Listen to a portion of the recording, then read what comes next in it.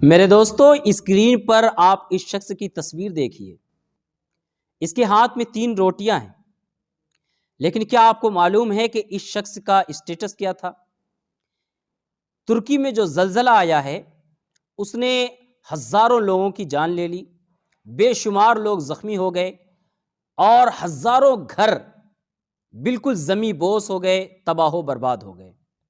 Screen پہ جو آپ نے اس شخص کو دیکھا، یہ 40 سیکنڈ پہلے 3 گھروں کا مالک تھا۔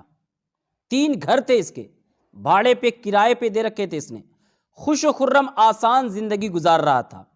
لیکن 40 سیکنڈ کے بعد نہ اس کے یہ تینوں گھر زمین پر تھے اور نہ اس کے پاس کچھ کھانے کے تھے۔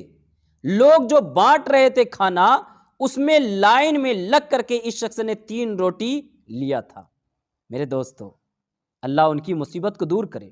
ایک اور واقعہ ہے، وہ شخص انٹرویو میں کہتا ہے کہ کل ہی مجھے، یعنی جس دن ترکی میں بھوکمپ آیا ہے اس سے 1 دن پہلے اس نے کہا کہ مجھے 1 دن پہلے ہی مجھے مالک مکان نے گھر سے نکال دیا تھا، کیونکہ میں کئی مہینے سے کرایہ نہیں دے پایا تھا، تو مجھے گھر سے نکال دیا، اور آج بھوکمپ آیا ہے، وہ گھر گر گیا ہے، اور وہ آدمی مالک مکان بھی اسی جگہ خیمے میں رہ رہا ہے جس جگہ میں خیمے میں رہ رہا ہوں۔ ہمیں درس کیا ملتا ہے؟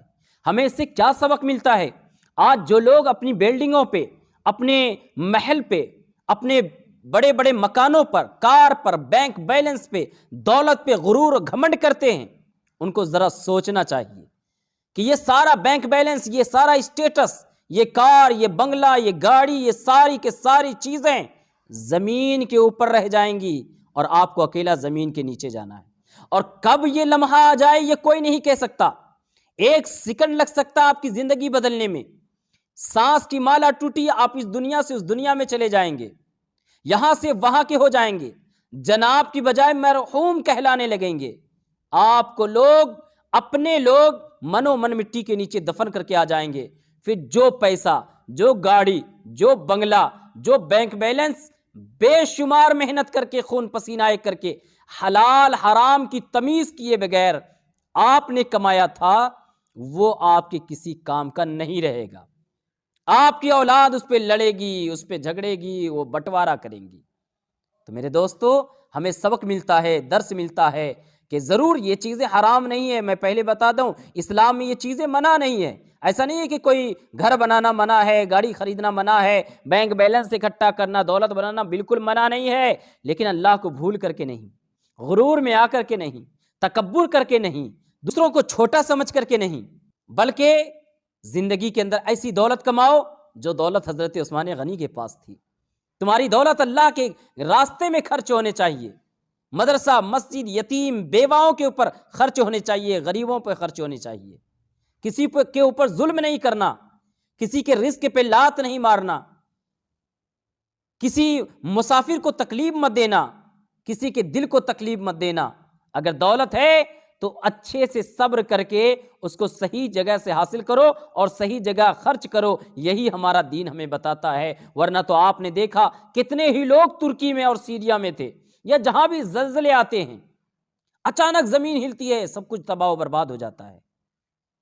تھوڑی دیر پہلے وہ کروڑ پتی ارب پتی ہوتے ہیں، اور تھوڑی دیر بعد ہی وہ ٹینٹ میں اور خیموں میں زندگی گزار رہے ہوتے ہیں۔ کوئی روٹی بانٹتا ہے تو ان کے پاس روٹی پہنچتی ہے، کھانا پہنچتا ہے، کھانے پینے کے لیے وہ ترس جاتے ہیں۔ آپ ذرا سوچئے کہ ہماری زندگی کی حقیقت کیا ہے، اس زندگی کی مدت کتنی ہے، کتنے دن ہم زندہ رہنے والے ہیں، آج موت آ جائے یا کل آ جائے اس کا کیا بھروسہ ہے؟ ہم نے یہ سانس لی ہے، اگلا سانس لیں گے کہ نہیں اس کی گارنٹی کوئی نہیں دے سکتا ہے۔ ہم نے یہ رمضان پا لیا، اگلا رمضان پائیں گے کہ نہیں اس کی گارنٹی نہیں ہے۔ یہ جمعہ پا لیا، اگلا جمعہ پائیں گے نہیں گارنٹی ہے اس کی۔ تو پھر کس چیز پہ گھمنڈ کرنا؟ کیوں تکبر کرنا؟ کیوں اللہ کو فراموش کر جانا؟ کیوں نمازوں سے منہ موڑ لینا؟ کیوں فرائض کو چھوڑ دینا؟